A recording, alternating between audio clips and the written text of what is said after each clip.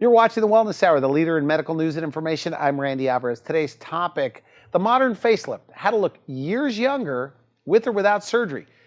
With us, we have Philly's go-to facial plastic surgeon when you want natural results, Dr. Greco. Dr. Greco, welcome to the program.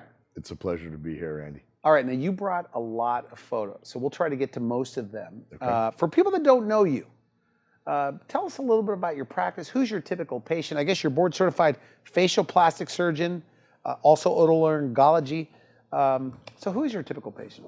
I really don't have a typical patient, Randy. Patients come to me because they want to look and feel better about themselves. Okay. And this may involve something as simple as an injectable to remove some lines between their eyes, or it may actually be a procedure like a facelift to help to restore a more youthful, fresher looking patient. Now, are the patients for facial plastic surgery, are they getting older and older or younger and younger? Because it's become more mainstream, is that correct? Yes, it's actually growing in both directions. I think that we have become a society that really puts a lot of emphasis on our appearance. And I'm not saying that in an arrogant way. I think this improvement in appearance is what builds self-esteem, gives people that confidence that they want, and they feel like they can put their best foot forward, whether it's going to their job or going on a date or whatever. And I think that's where the interest is in patients looking as good as they can. Now, you believe you're changing people's or transforming people's lives. I do, Randy, and I'll tell you why. Patients tell me that. Okay. They tell me that after their procedure, they tell me what kind of effect the procedure has had on them. And I can tell as soon as they walk into the office for their 3-month follow-up, I can tell by just their gait or how they walk. It's almost like there's a little cloud underneath them. They just feel so much better about themselves. And let me show you. All right. Here's a woman that came to me. She had an event coming up, okay?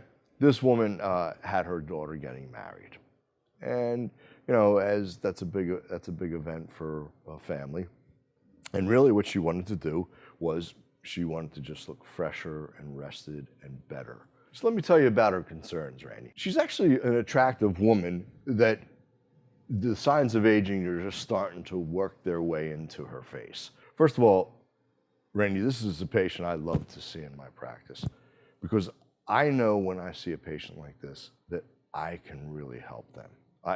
Just from 20 years of experience and seeing the patients that come in for aging face surgery, this is a patient that I'm getting excited about. Okay, all right. And I'll tell you why. First of all, let's look at the upper eyelids. Yeah, tell me when you look at a face like this, what are you looking at and what are you planning on doing?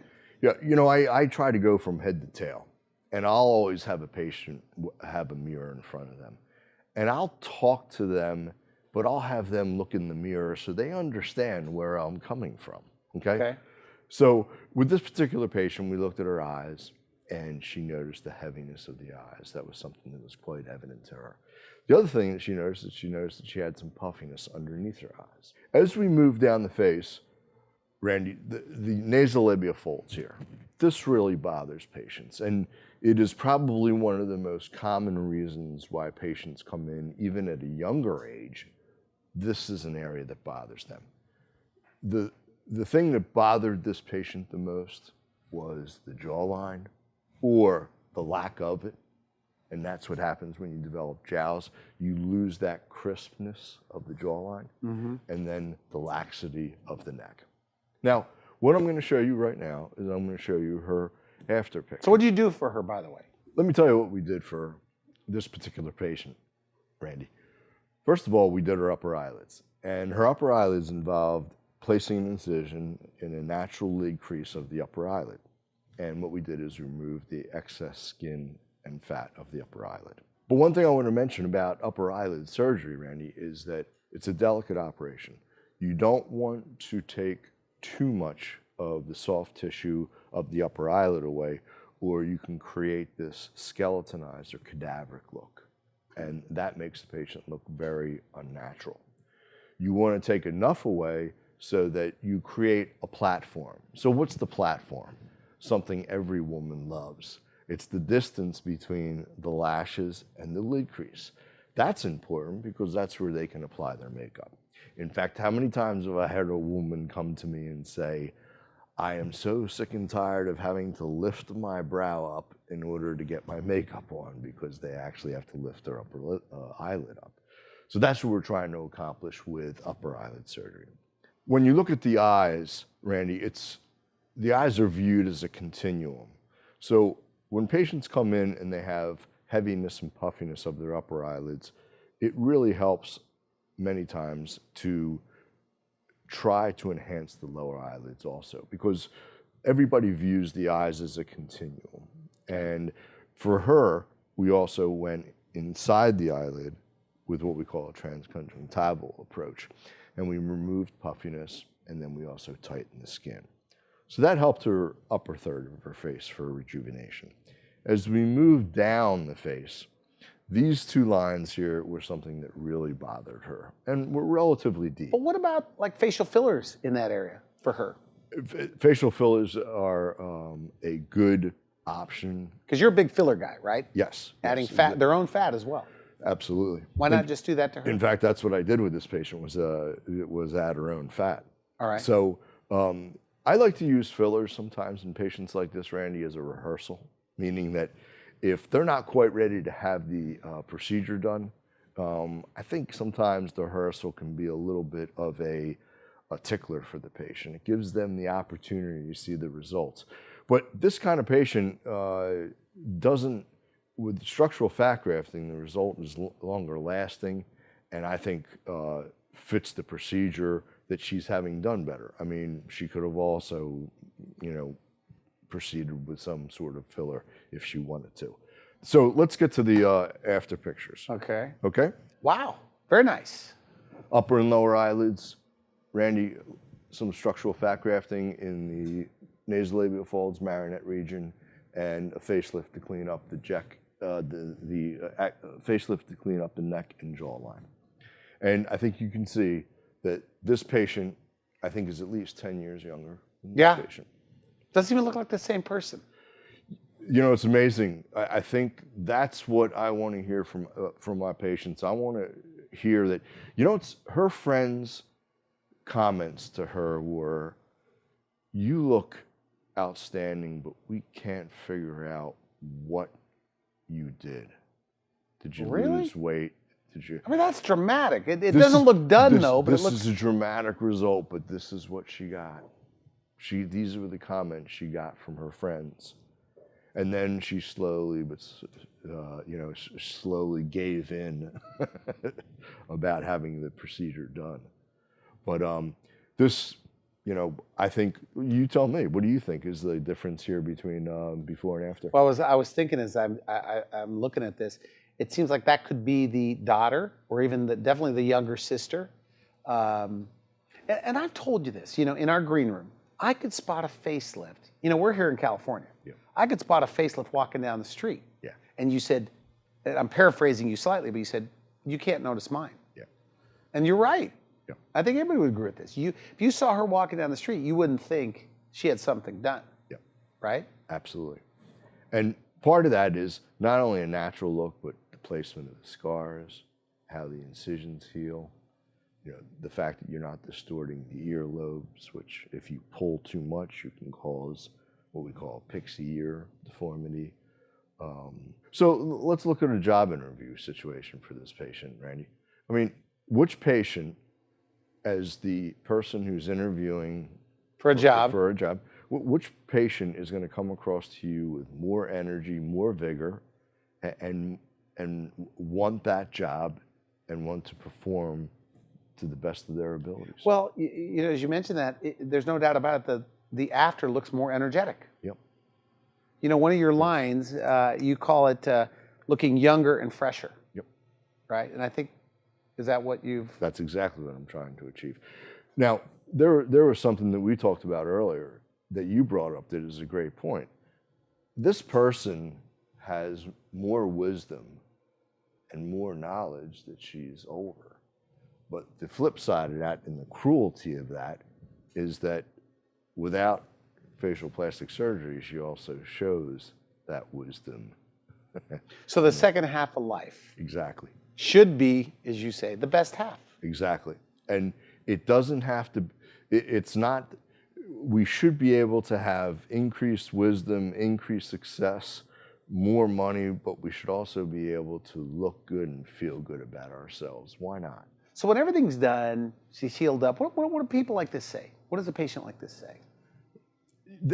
A lot of times, Randy, patients know they look better, but they're not sure. Now, a lot of these patients have their own full studio of pictures of themselves over the last 10 years. I have to laugh.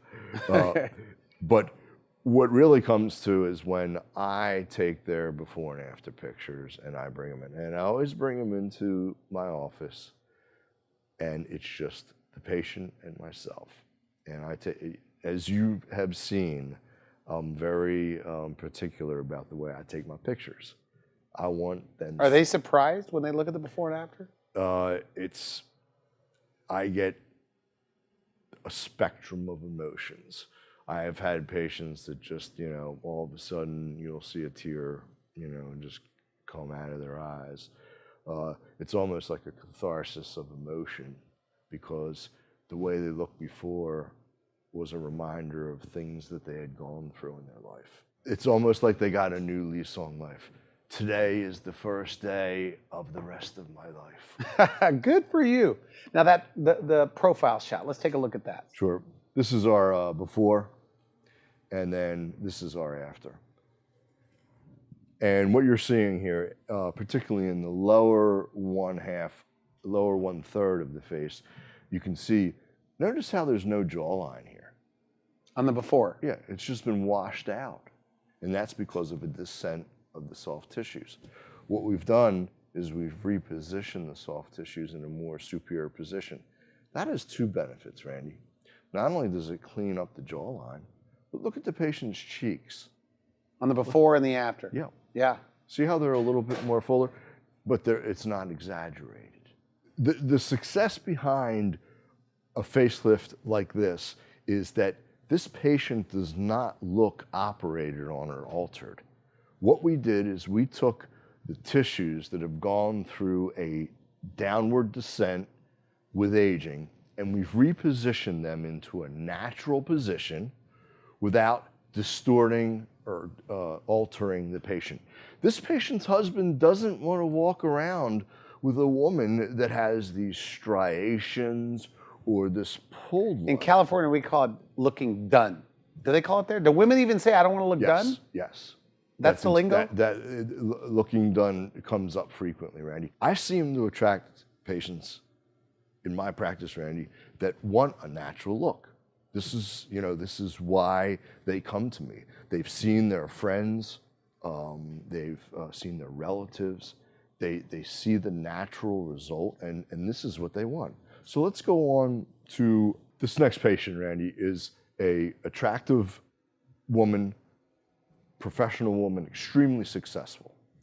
She is starting to recognize when she looks in the mirror certain things that are bothering her. And once again, she is in a very competitive field. She's working with a lot of young, energetic people. When she looks in the mirror, she's concerned about the fullness in the upper eyelids, the fact that the brows have descended, and more importantly, as you look at the lower 1/3 of the face, she's concerned about the jawline and a little bit of the neck. Let's go to the after. If you look at her, that patient does not look... She had a facelift? She had a facelift. Okay. And an endoscopic brow lift on her. So I did a brow lift on her, and I also did a facelift. And we may have actually even trimmed a little bit of skin from her upper eyelids too, if I remember correctly. But once again, just the freshness that she has in the after picture, I think her face looks so much more youthful, energetic. She's ecstatic with her result. Now, look at her profile. When we're looking at a patient, their profile tells us a lot. When there's a large amount of skin here, that's a sign of aging. Look how clean her cervicomental angle is here and how we were able to rejuvenate her. Look how much more defined her eyelids, her jawline is, excuse me. Look at how I was able to give her a better brow position and also give her a better platform. This next patient was also another facelift patient, and once again, here you see her before. Now, what I want to show you here on this patient is relatively straightforward. With this particular patient, Randy, you could see that she has neck excess, a neck waddle, agreed? Yeah. And you can see the jowling, okay? But the thing I really want you to appreciate in this picture is that we've taken the pyramid of aging and we flipped it to the triangle of youth. So what do I mean by that? Yeah. And may I show you? Yeah. Can I have your pen there for a second? This is the pyramid of aging. So this is her before picture. And then afterwards, what we've done by repositioning her tissues, what do you notice? We now have the triangle of youth. Can you see that? Yes, yes. Look at how we were able to give her mid-face a more youthful posture and flip that triangle. These are the subtleties, Randy, that are really neat in my business. I guess saying, do you consider yourself an artist is cliche, but is there more art than science to a great facelift? Absolutely. I mean, the science is important to understand where the nerves are and the muscles and things like that, but the artistry is critical. And with the last name Greco, I think I might, I don't know. There's probably some genes over there over in Italy. Hopefully that one of my ancestors, kind of helped contribute to my a lot of art, a lot of art. Let me show you the same patient real quickly. I don't want to take too much of your time, but just look at the difference between these two patients. And look at how we were able to sculpt her neck and we were able Very to nice. sculpt her jawline. Look at this jawline here. Look how it's getting washed out and look at how clean that looks. Mm-hmm. Look at this neck here and now look at her cervicomental angle. Okay? Very nice. Now the other thing I want you to appreciate too, Randy, and you had mentioned this to me, take a look at the incisions around her ears. Do they jump out at you? No. Do they look like... I only brought up that I couldn't see the incisions. Do they look like something where it looks like someone is pulling on the reins of a horse? Do you see these type of pulled facelifts when you're out and about? Because you're in the business? Oh, yes. You do? Yes, I do. Yes, I do. I know you want to be positive on the show. And by the way, we're running out of time. So, I know you have more men and females. I'm just going to show you this. Because we're running out of time. This is good stuff, by the way. This particular gentleman. Before, after, okay? Wow. All right. Now take a look at his neck and his jawline before and after. How many years younger do you think that patient looks? Well, he looks at least 10 years younger. But take a look at his profile, Randy. This is what I'm talking about. This establishment of the jawline is considered a youthful feature. I mean, in a shirt and tie, that's a clean neck. Yeah. That's nice. Because, when I think of facelift for men, I'm sorry to impart my views here, but I don't like the idea. It seems like you're going to feminize somebody. But this guy doesn't look feminine. No, not at all. When you talk about shirts and ties, with somebody with a neck waddle like that, they get bothered because when they put their tie on, everything bunches, Was that right? Everything bunches up and it bothers them. So not everybody, though, gets a facelift. No. When we go to you. I've invited you to talk about facelifting. You do a lot of minimally invasive, non-invasive stuff. Is that right? True. Okay. But I also do some other procedures that are a little bit more invasive. A lot of times patients will come for a facelift and they'll have a lot of deep lines around their mouth.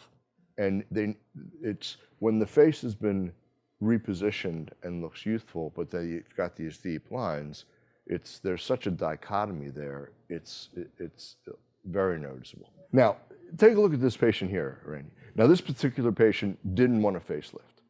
But she was really, really bothered by the wrinkles around her mouth. I don't think you can see. Take a look at that result. That result is striking. Yeah. Now, listen. You could say, well, Dr. Greco, why don't you? What'd you do? What'd you do? That was CO2 laser resurfacing. Okay. Now you could say, why didn't you do injectables with her? Well, sure, I could have done injectables with her after 3 or 4 syringes and having her come back every 9 months. She pays for the procedure within 2 procedures of injectables. Okay, take a look at this patient here. Also, same sort of thing. No facelift, just No lasers. facelift.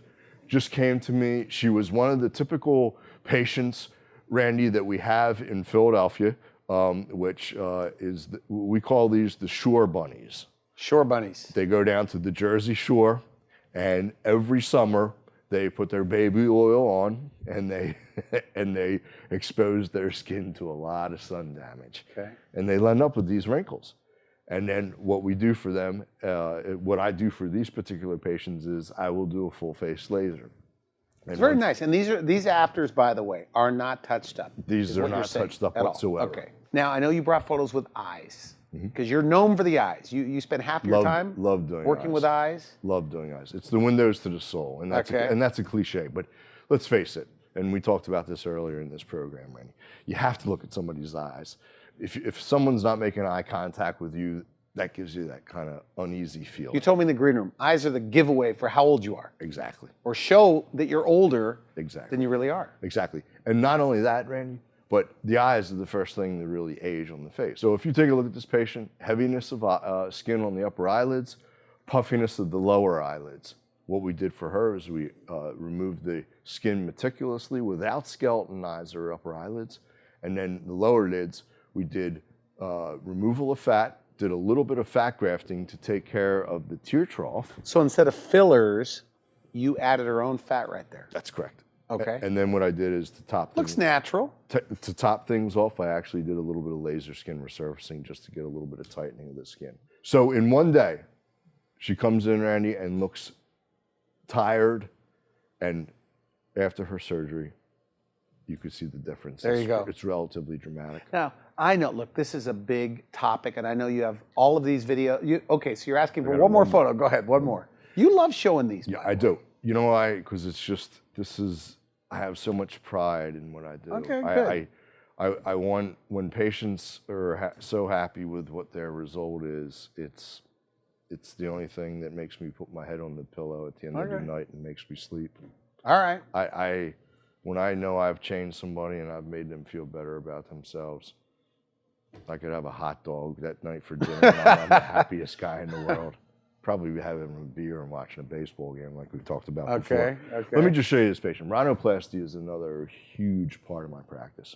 This was a gentleman who came to me at age 16, got in, actually injured his nose, okay? And this is what he looked like, okay? This patient is older, and what's making him older is the hump that he has on his nose and this appearance that the tip is starting to drop, okay? The tip, right, like a bird. Exactly. This is this tiptosis, as we refer to it. This is his after picture.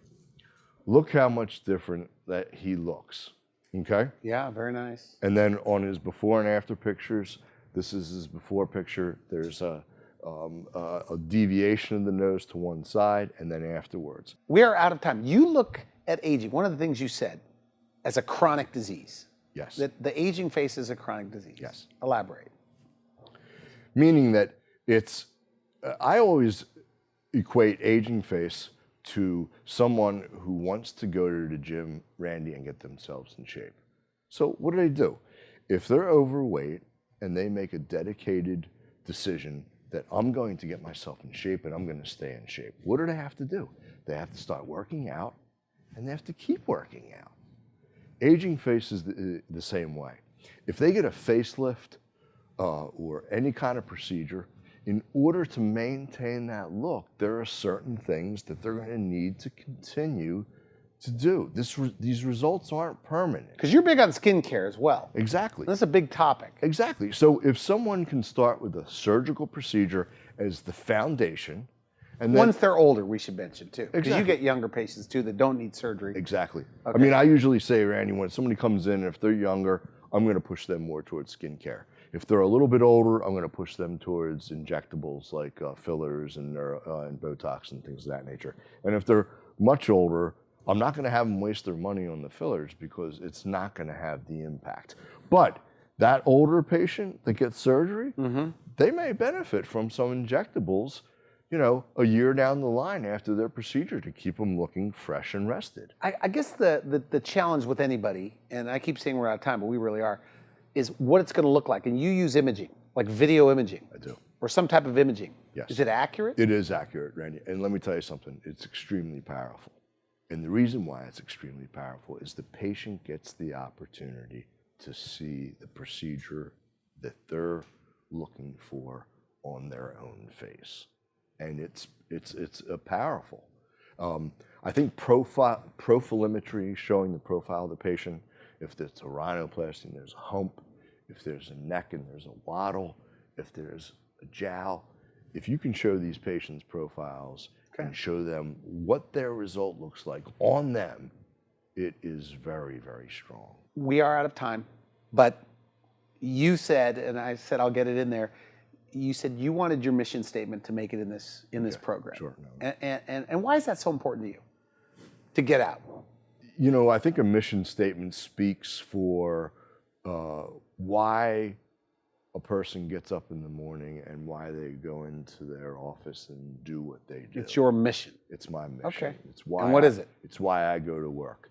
And my mission statement is to provide meticulous, thoughtful, precise surgery that makes patients feel better about themselves and is provided with compassionate care.